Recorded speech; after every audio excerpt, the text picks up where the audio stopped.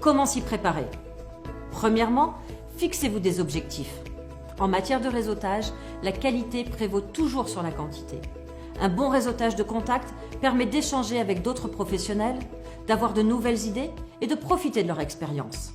Assurez-vous de cibler les activités de réseautage auxquelles vous souhaitez participer. Exemple, secteur d'activité, les anciens de vos universités, les chambres de commerce, etc. etc. Informez-vous du contexte du déroulement de l'activité et surtout des gens qui seront présents. Identifiez parmi la liste les participants et les personnes que vous souhaitez approcher. Finalement, préparez les propos que vous souhaitez tenir à chacun d'entre eux. Deuxièmement, préparez votre discours. Le réseautage est comme un investissement à long terme car les gens rencontrés aujourd'hui seront peut-être vos futurs collègues ou futurs employeurs. Construire un bon réseau ne veut pas dire multiplier les contacts à l'infini, mais bien de cibler les bonnes personnes et d'être crédible. La crédibilité repose sur des informations que vous allez être en mesure de partager avec vos interlocuteurs. Préparez un discours type pitch d'ascenseur, adapté à chacune des personnes que vous souhaitez aborder lors de l'événement.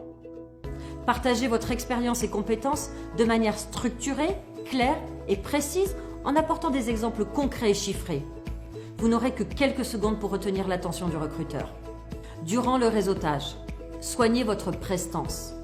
Comme mentionné au préalable, assurez-vous d'être habillé en conséquence. Durant l'événement, soyez attentif à votre attitude. Ne restez pas dans un coin de la salle en attendant que les personnes viennent vous parler.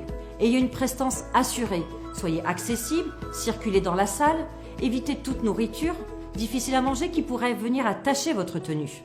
Ayez toujours une main disponible afin de pouvoir saluer vos interlocuteurs ou échanger des cartes professionnelles. Troisième chose, engagez la conversation. Il n'est pas toujours facile d'aborder une personne que l'on ne connaît pas, mais c'est pourtant le but de l'activité de réseautage, faire connaissance avec de nouvelles personnes. Une façon simple d'engager la conversation est de parler de choses banales, telles que pensez-vous de l'événement, du lieu, de la nourriture? Cela brisera la glace et vous permettra d'amorcer les choses. Soyez attentif au discours de votre interlocuteur. Faites attention à ne pas mobiliser la conversation. Assurez-vous d'avoir un échange constructif avec l'interlocuteur. Laissez-lui le temps de s'exprimer, de partager ses idées et ses informations.